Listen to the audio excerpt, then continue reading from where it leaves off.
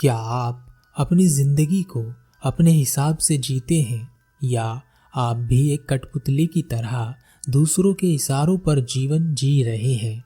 बात कड़वी है लेकिन सच है। हम कैसे जिएंगे यह दूसरे लोग निर्धारित करते हैं। आप भी तो दूसरों की नज़रों में बेहतर बनने के लिए ही कर्म करते हैं। हर वह कर्म करते हैं जिससे आप दूसरों की नज़रों में ऊंचे उठ सकें और वह सामने वाला आपको कह सके कि तुम्हारे जैसा व्यक्ति मैंने आज तक नहीं देखा। तुम महान हो। तुम अच्छे कर्म करो या बुरे कर्म, सब कुछ दूसरों के लिए ही तो है। तुम अपने लिए कब जिए हो? कभी ध्यान दिया है कि पूरे जीवन में तुम अपने लिए कभी जीते ही नहीं हो? सब दूसरों के लिए, दूसरों को दिखाने के लिए। इसलिए तुम सब अपूर्णता में मरते हो। तुम्हें समझ नहीं आता, इतनी भाग दौड़ कर, इतनी धन दौलत कमाकर, इतना मान सम्मान कमाकर, जो चाहिए था वह भी पाकर सब अंत में भिखारी ही रह जाते हैं। कोई सम्राट नहीं हो पाता और इस सम्राट को दुनिया नहीं जीतनी है, सिर्फ अपने आप को जीतना है और वह एक महान सम्राट कहलाएगा। तुम्हारी जिंदगी इस बात पर अटकी है कि लोग क्या कहेंगे। आप लोगों की नज़रों में बेहतर होना चाहते हैं, लेकिन आप कितना भी बेहतर हो जाएं, लोग तो कुछ ना कुछ कहेंगे ही। तथागत गौतम बुद्ध जैसे महान बुद्ध को भी लोग भला बुरा कहते हैं, तो आप क्या चीज़ है? जबकि तथागत गौतम बुद्ध से पवित्र और संपूर्ण जीवन किसी का नहीं है। इसलिए लोग क्या कहेंगे इस रट को अपने जीवन से बाहर निकाल फेंकिए और अपने आप को पहचानिए। बाहरी दुनिया ने आपको एक रोबोट की तरह बना दिया है। हम भीड़ का हिस्सा होते जा रहे हैं, मानने लगे हैं कि जो भीड़ करती है वही सही है, जो भीड़ हो रही है वही हमें भी बनना है। हम अपने आप को इस भीड़ में भूल गए हैं। हम भीड़ हो गए हैं, हम कठपुतली हो गए हैं इस भीड़ के हाथों की। हमने जीना ही छोड़ दिया है, केवल पीछे भागना सीख रहे हैं।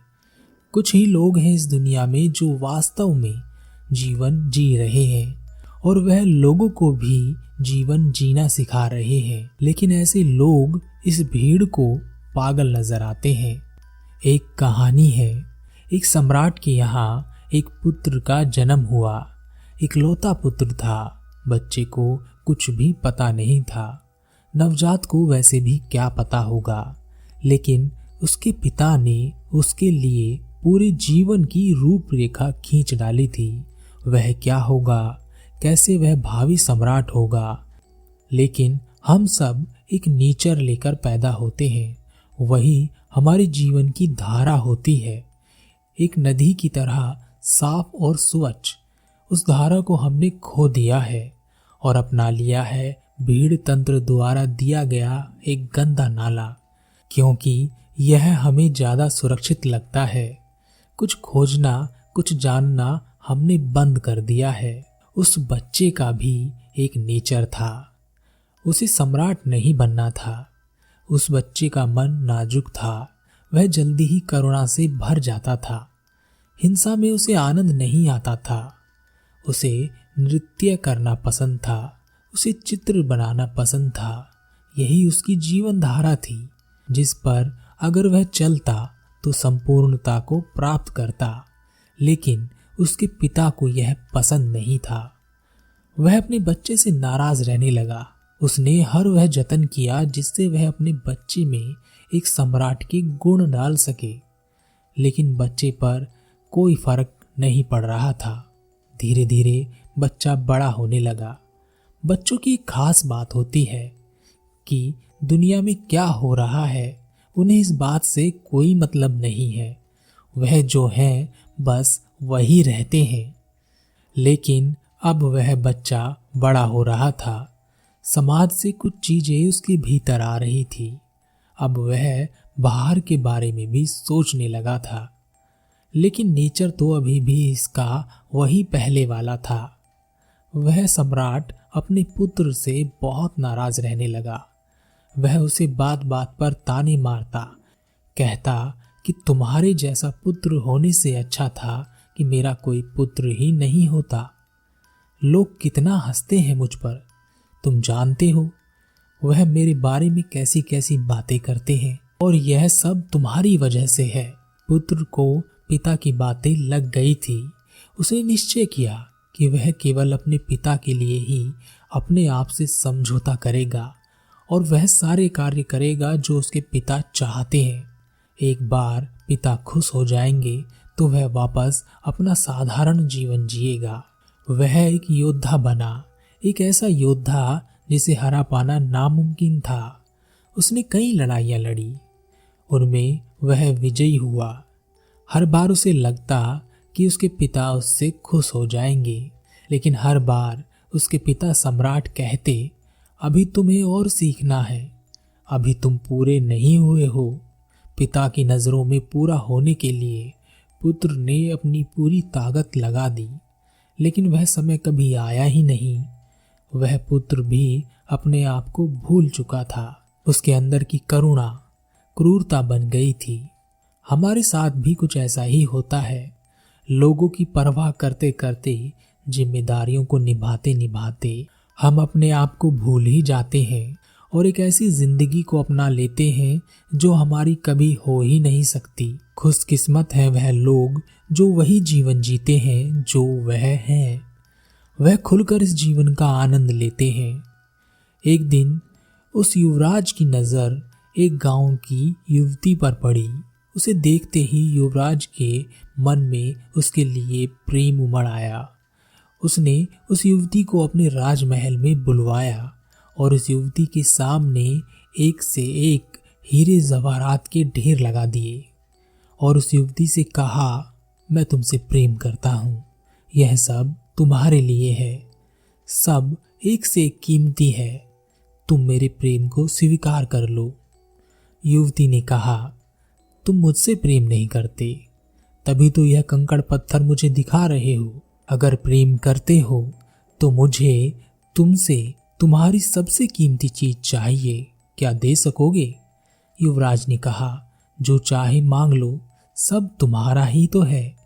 युवती ने कहा, यह सब मुझे नहीं चाहिए, क्या तुम एक साधारण युवक की तरह मेरे साथ चल सकोगे? छोड़ सकोगे अपना पद, अपना राज्य, यह धन दौलत और अपना राजमहल? हमारी जिंदगी में भी कुछ ऐसा ही है। धन दौलत, मान सम्मान, पद प्रतिष्ठा ही प्रेम की कसौटी बन जाता है। आपने देखा है ना, जिस पर जितनी ज्यादा धन दौलत, पद प्रतिष्ठा होती है, लोग उसे अधिक प्रेम करते हैं, उसकी फिक्र करते हैं, हमेशा उसके साथ खड़े रहते हैं। यह अलग बात है कि यह सब झूठा है और केवल दिखावा होता है, और इस झूठ और दिखावे को पाने के लिए हम सब दौड़ते रहते हैं, भागते रहते हैं अंतिम सांस तक।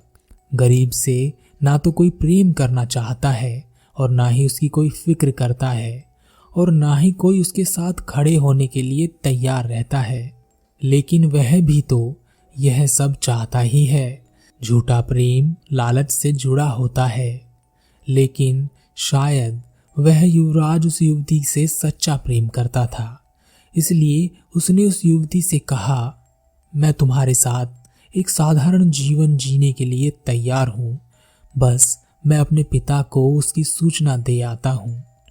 जैसे ही पिता को पता चला कि उसका पुत्र राज्य छोड़कर जाने वाला है और वह भी एक साधारण सी लड़की के लिए, पिता ने जासूसी के आरोप में उस लड़की को मृत्यु दंड दे दिया। जब हमारे हाथ में अधिकार होते हैं, शक्ति होती है, तब हम न्याय और अन्याय के बीच का फर्क भूलने लगते हैं। हम अपने आप को सर्वशक्तिमान समझने लगते हैं। शक्तिहीन गरीबों की जिंदगी हमारे लिए कोई मायने नहीं रखती। मायने रखता है तो बस अपनी स्वार्थ सिद्धि को पूरा करना। एक मौका मिलता है हमें सेवा करने का, उसे भी हम खो देते हैं, और जब इन कर्मों का फल वापस हमें मिलता है तब हम बड़े भोले बनकर कहते हैं, मेरा क्या दोष, मैं ही क्यों? युवराज को जब यह पता चला तो वह सम्राट पिता के पास गया। उसने पिता को समझाया, लेकिन पिता नहीं समझे। तब उसने पिता से विनती की कि वह उस युवती को छोड़ दें और इसके बदले में वह जो कहेंगे वह जीवन भर वही करेगा। पिता इस बात से खुश हो गए और उस लड़की को छोड़ दिया। पिता ने युवराज का विवाह एक राजकुमारी के साथ कर दिया। वह राजकुमारी बहुत महत्वाकांक्षी थी। वह जल्द से जल्द महारानी बन जाना चाहती थी। इसके लिए युवराज का सम्राट बनना आवश्यक था।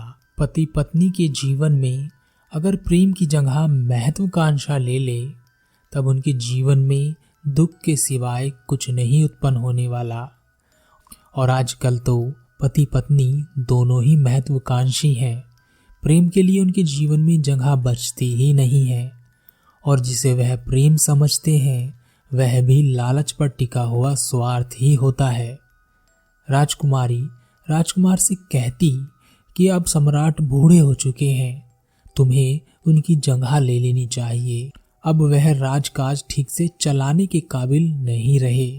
बुढ़ापे में अक्सर ऐसा होता है, सब आपको छोड़ने लगते हैं, आप बोझ बन जाते हैं और वह प्रेम जो स्वार्थ पर टिका था गिर जाता है।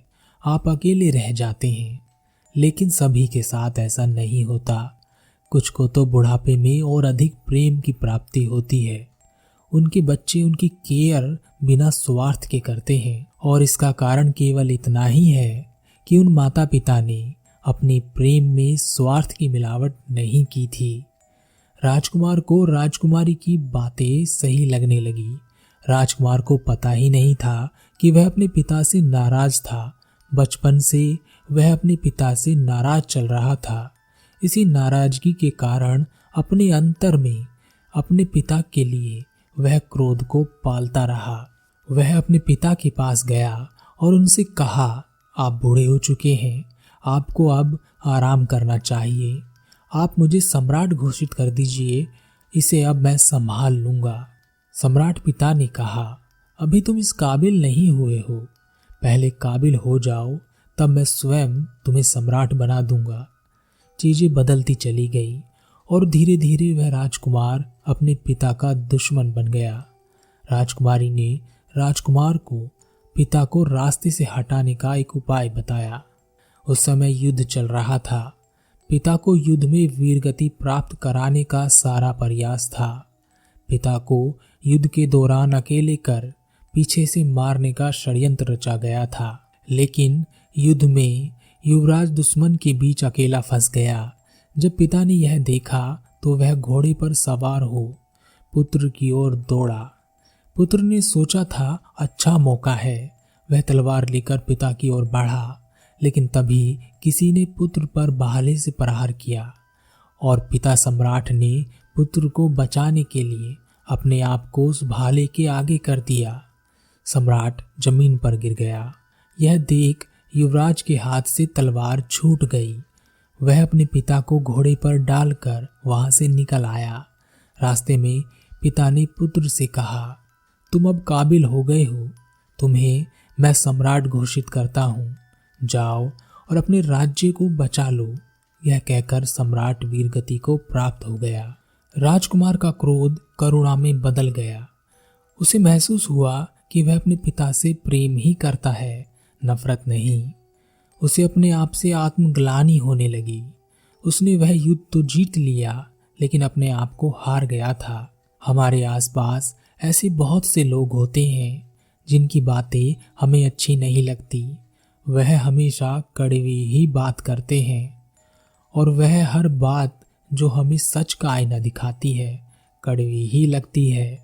हम ऐसे लोगों को ढूंढते हैं जो हमारी हाँ में हाँ मिलाते रहें।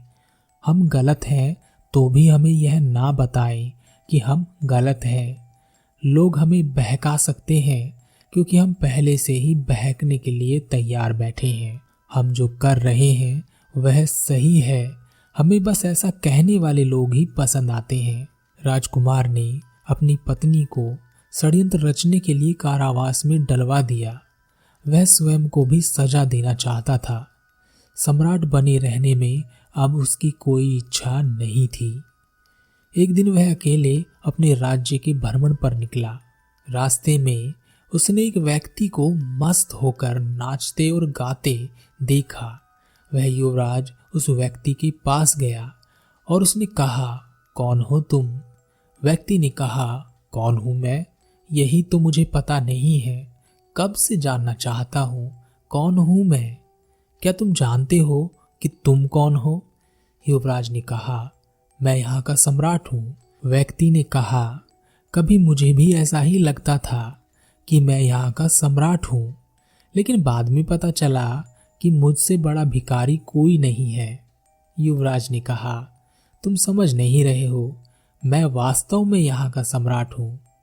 व्यक्ति ने कहा, मैं जानता हूँ, आज जिस राज्य के तुम सम्राट हो, कभी इस राज्य का सम्राट मैं भी था। मैंने ही तुम्हारे पिता को यह राज्य अपने हाथों से सौंपा था। तुम्हारे पिता मेरे सेनापति हुआ करते थे, और तुम यह भी नहीं जानते होंगे कि तुम्हारे पिता ने जिस गरीब लड़की को जासूसी के लिए मृत्युदंड दिया था, वह मेरी ही पुत्री है। युवराज उस व्यक्ति के चरणों में गिर गया और कहा, मैंने अपने पिता से आपके बारे में सुना था। आप ही मुझे बताएं, मुझे क्या करना चाहिए? मैं सम्राट नहीं बनना चाहता। वह व्यक्ति युवराज को अपने साथ एक जगह पर ले गया और कहा, देखो सामने उस विशाल वृक्ष को देखो। इस वृक्ष की तरह सम्राट बनो। इस वृक्ष पर कई तरह के प्राणी वास करते हैं। यह सब इस वृक्ष की प्रजा है और यह सबका ख्याल रखता है, सबकी रक्षा करता है, सबको भोजन देता है। हम जैसे पापी इंसानों को भी छांव और भोजन और लकड़ी देता है। और देखो तो जरा, इसमें जरा भी अहंकार नहीं है। यही असली सम्राट है। लोगों को सताना, जमीन छीन लेना, युद्ध में रक्त बहाना, यह असली सम्राट का कार्य नहीं है। जाओ और अपनी प्रजा की सेवा और रक्षा ऐसे करो जैसे यह वृक्ष करता है, तब तुम महान सम्राट बनोगे। अपने लिए जियो, लोगों को दिखाने के लिए नहीं। अपने आप को पहचानो, जिसमें खुशी मिले वही कार्य करो। हम सब भटक गए हैं और काल्पनिक दुनिया में जी रहे हैं, जहां हर कोई हर किसी को बांध कर घसीट रहा है। ध्यान से देखोगे तो पता चलेगा, हमारे विचार हमारे नहीं हैं, हमारी सोच भी हमारी नहीं है। हम हिंदू परिवार में पैदा हो तो हिंदू हो जाते हैं, मुस्लिम परिवार में पैदा हो तो मुस्लिम, सिख परिवार में पैदा हो तो सिख, ईसाई परिवार में पैदा हो तो ईसाई। कभी सोचा है कौन है जो हमें यह सब बना रहा है? अंतर में तो हम सब एक ही हैं। एक काल्पनिक व्यवस्था लागू कर दी गई है जो हमें यह बताती है कि हम इस धर्म, इस जाति के हैं और हमें दूसरे धर्म या जाति के साथ कैसा व्यवहार करना चाहिए। विश्वास करना यह सत्य है कि किसी ईश्वर ने, किसी भगवान ने, किसी भी धर्म के ईश्वर ने धर्म या जाति नहीं बनाई है। हम सब दिखावे के लिए जी रहे हैं, बस इसलिए हम भीड़ हो गए हैं। जो भीड़ को मंजूर वही सही। वह एक अकेला हो जाता है यहाँ पर जो स्वयं को जानने के लिए निकलता है। और उससे भी लोग पूछते हैं कि किस धर्म से, किस जाति से हो भाई, और तब वह अगर हंस दे तो कहते हैं कि पागल है। उस राजकुमार को तो बात समझ आ गई और वह अपनी नीचर पर वापस लौट आया, जहाँ उसमें करुणा और प्रेम था।